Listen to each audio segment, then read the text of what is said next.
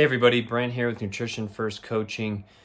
And in our last Whiteboard Wednesday video of the year, we're going to talk about goal setting for 2022. We're going to tell you how to whoopee a goal. I'm going to give you some real life examples and give you some resources so you can set this up on your own. So let's get into the video.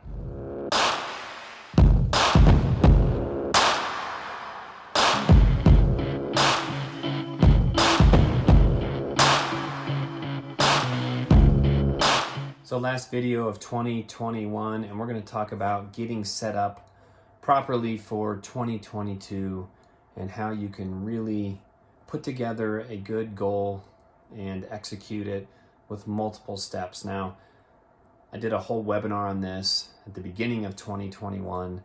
So if you want to go back and watch that, there's handouts, there's worksheets to kind of walk you through setting up a whoopee goal. But I just think every year this needs to get revisited so that people can kind of think about how their year is going to play out. And I want to tell you kind of what I've learned in this last year to hopefully make 2022 even better than 2021. So the first thing we're going to talk about is whooping a goal.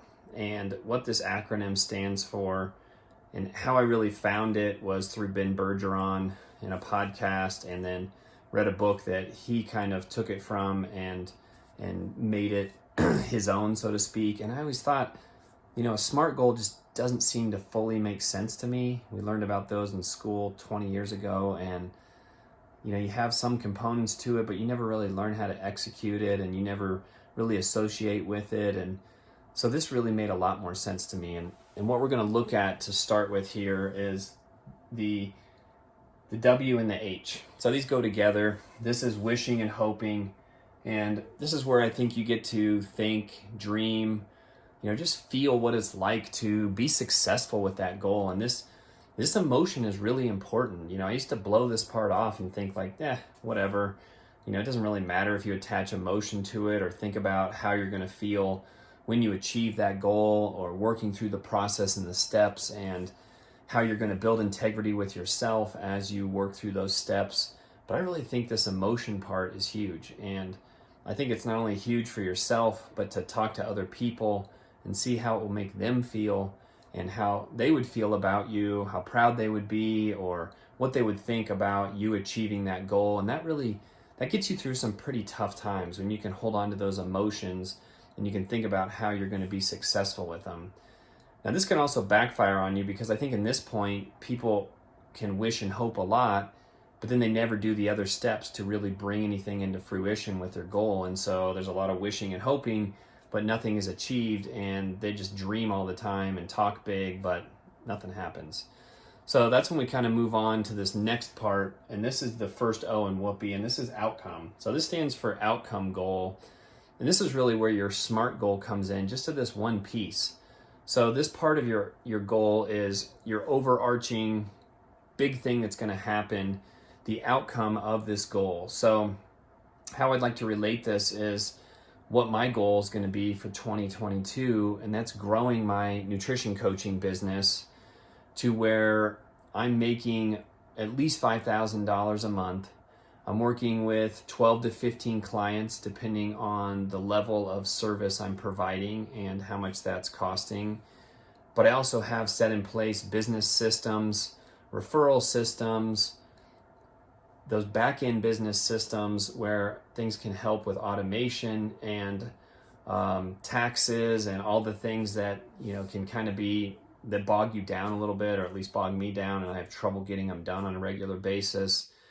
And then ultimately being able to start growing the business to bring on another coach, train that coach, and be moving towards more of an ownership position in the business as I continue to grow it with more coaches and reaching more people.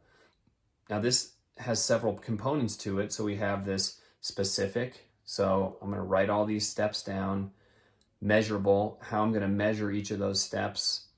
Is it actually attainable? Yes, it is. And is it realistic? I think so.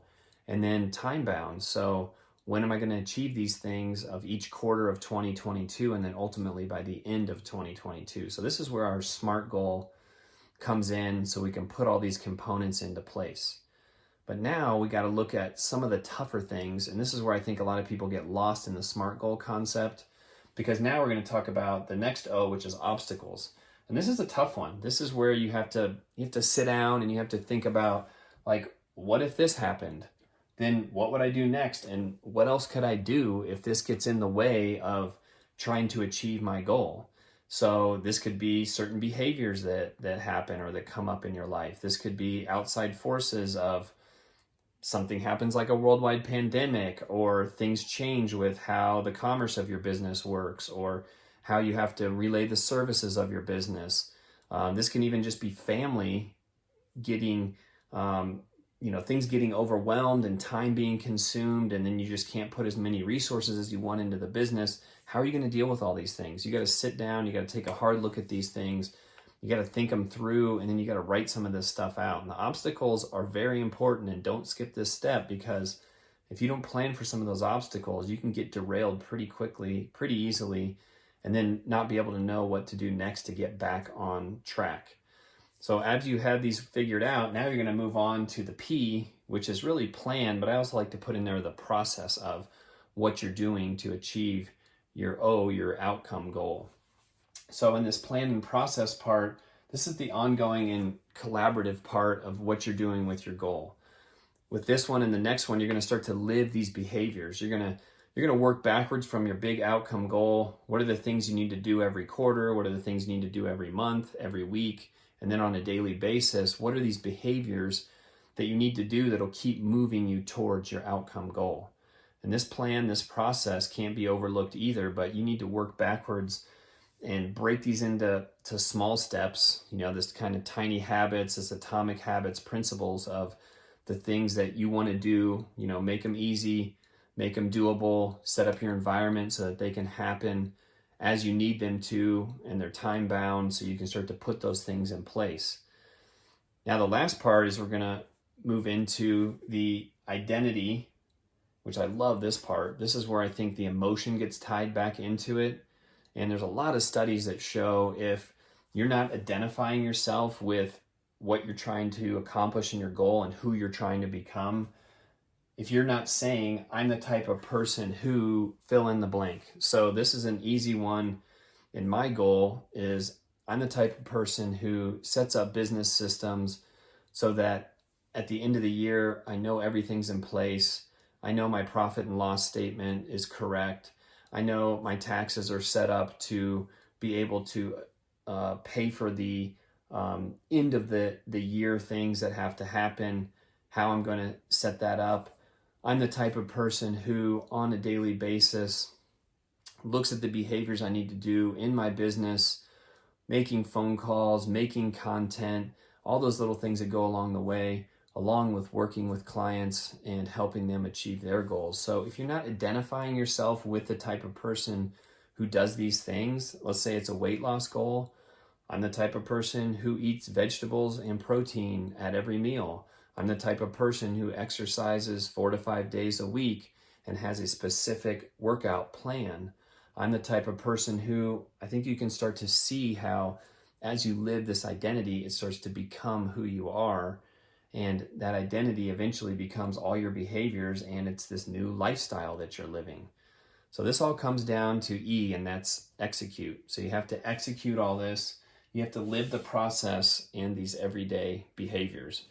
And if you're not living the process, if you're not performing these everyday behaviors and they're replacing some of the habits that you had before that maybe weren't so healthy and weren't working for you, and you're starting to live these behaviors, now you get plenty of sleep and you get up so you can work out and you make time to eat healthy and prep foods, all the things that are going to push you towards your goal of living healthy, having a good body composition, being healthy. You have to execute all these things on a daily basis and back to that weekly, monthly, quarterly over the outcome of your entire goal. So if you want more on this, and you want an in-depth kind of way to follow it, a worksheet to go along with it, kind of visual aids. I did a webinar on this. You can go to that. It'll be linked with this video and with the blog I did this week. So they'll be linked together in there.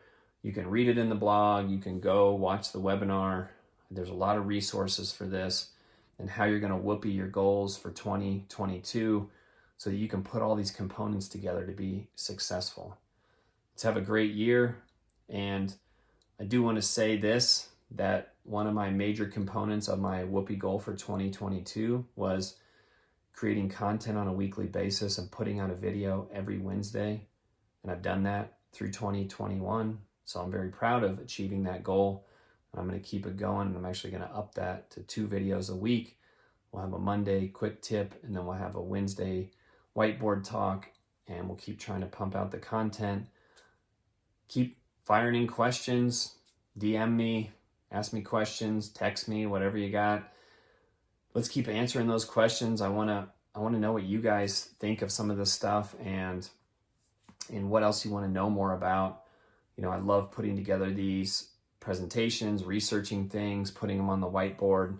You know, I know they're very simple and they're not that exciting in terms of videos, but I hope you're getting some good information out of them. So I need you to do all the things: like, subscribe, share with your friends, try to keep growing this channel and getting the content out there. Let's keep getting people healthier and happier, one person at a time. And as you follow some of these behaviors and you're healthier and happier, you can start to spread it to everybody around you and become that positive source. All right, have a great end to your 2021, and let's get going in 2022.